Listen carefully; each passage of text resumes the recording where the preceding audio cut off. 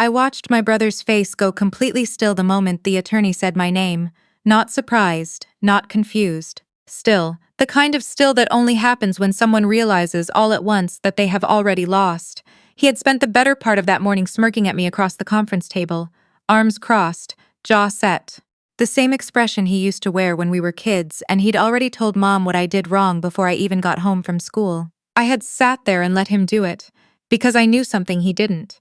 I had known it for 3 years, and I had been very, very patient. Let me back up. My name is Hazel. I'm the younger of 2 children, and for most of my life, that fact alone seemed to determine everything. What I was allowed to want, what I was expected to settle for, how much space I was permitted to take up in a room. My brother, whose name is Griffin, is 7 years older than me and has always been treated by our father like a crown prince who simply hadn't been formally coronated yet. Griffin got the office at the company at 23. Griffin got introduced at industry dinners. Griffin got his calls returned.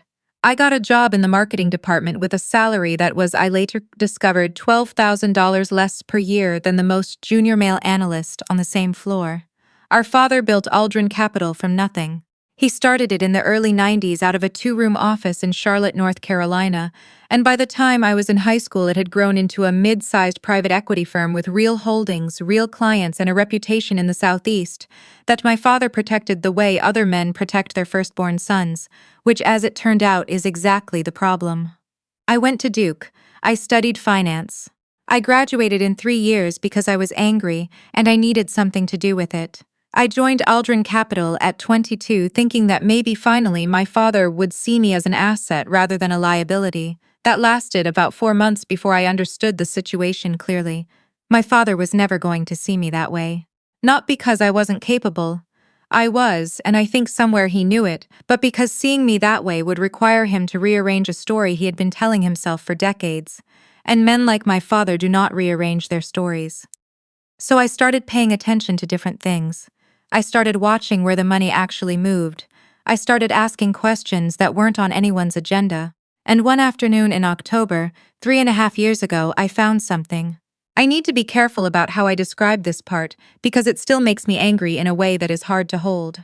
Our father had structured Aldrin Capital as an LLC with a fairly straightforward operating agreement, or so everyone believed. What almost nobody knew, including Griffin, including our father's own attorney at the time, was that my grandfather had insisted on a specific provision when he loaned my father the original seed money back in 1991.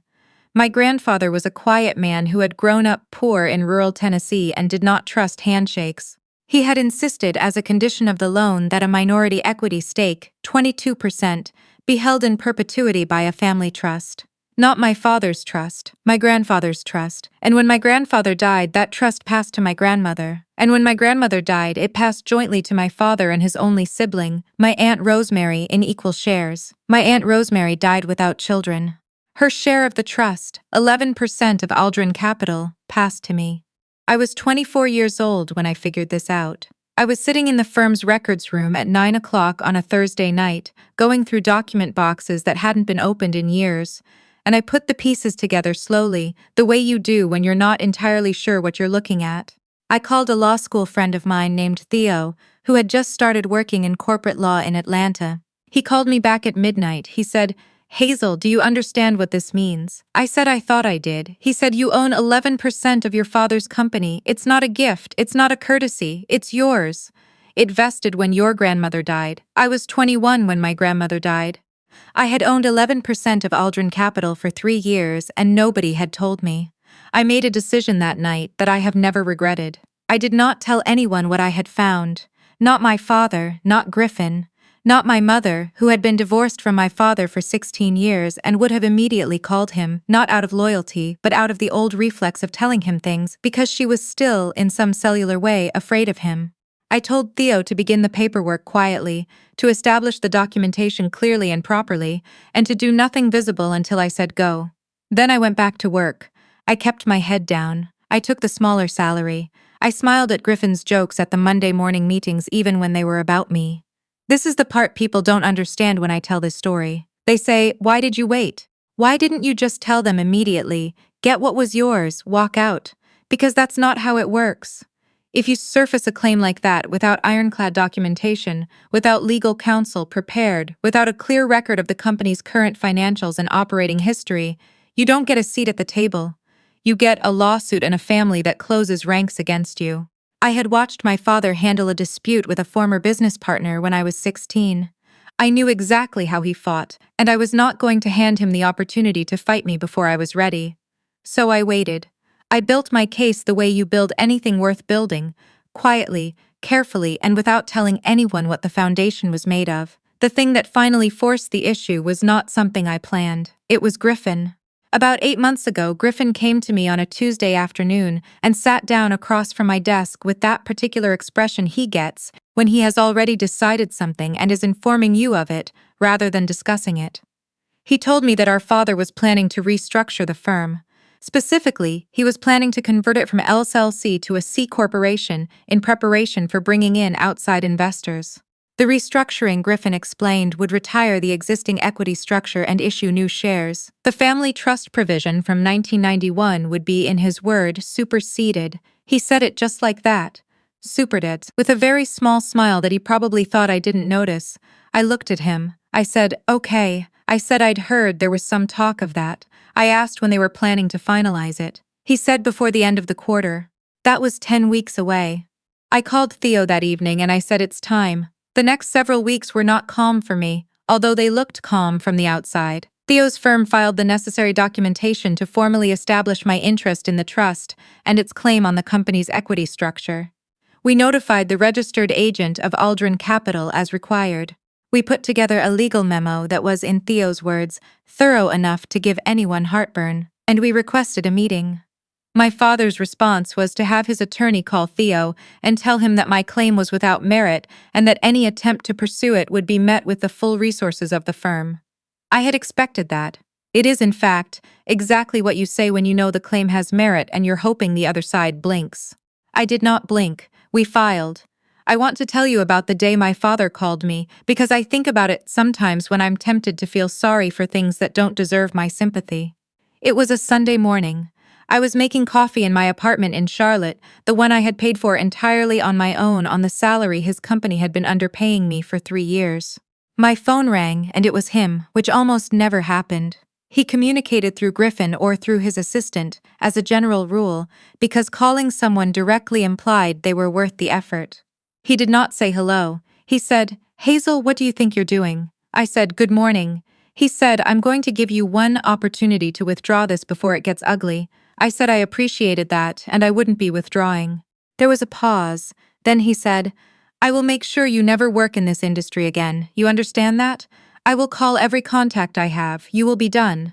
I had thought before that call that some part of me would feel afraid when this moment came. I had been a little afraid of my father my entire life. Not of him physically, but of his disapproval, which he wielded like a tool, precise and deliberate, and always aimed at exactly the place that hurt most. But sitting in my kitchen on that Sunday morning, I realized I wasn't afraid anymore. I was something else entirely. Calm, I think. The kind of calm that comes when you have already made peace with the worst possible outcome and decided to proceed anyway. I said, "Dad, I think we should let the attorneys handle this from here." And I hung up. The mediation was in February, in a conference room on the 14th floor of a building in uptown Charlotte. My father arrived with 2 attorneys and Griffin.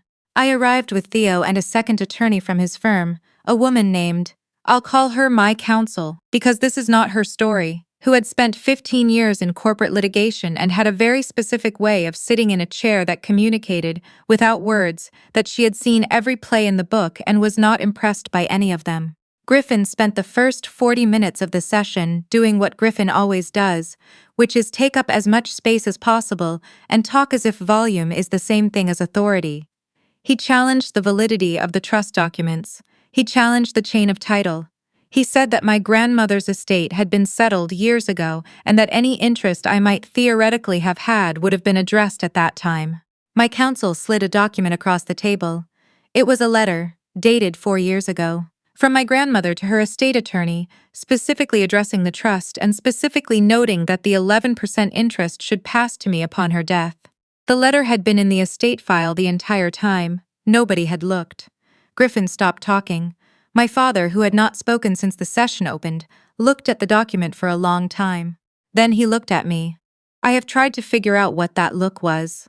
I don't think it was regret, exactly. I don't think he had gotten to regret yet. I think it was the look of someone recalculating rapidly who they are dealing with, because for my entire life, the story my father told himself about me was that I was the one who didn't understand how things worked.